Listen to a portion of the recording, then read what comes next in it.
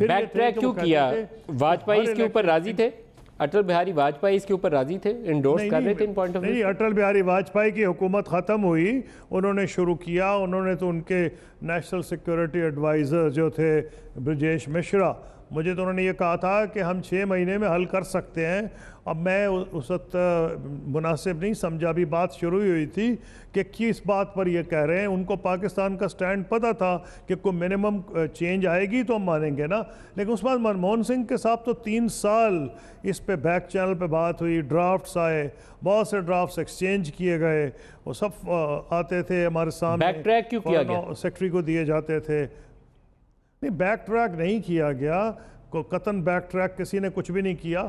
انہوں نے یہ آنا تھا اکتوبر میں یا ستمبر میں، اور اس بدنصیبی سے اسی وقت ہندوستان میں انہوں نے ہمیں پھر کہا کہ جی آپ مجھے اکتوبر کی بجائے کوئی اور ڈیٹ دے دیں، کیونکہ یہاں 5 ریاستوں میں بشمول یو پی الیکشنز ہو رہے ہیں تو اپوزیشن اس کو ایشو بنائے گی۔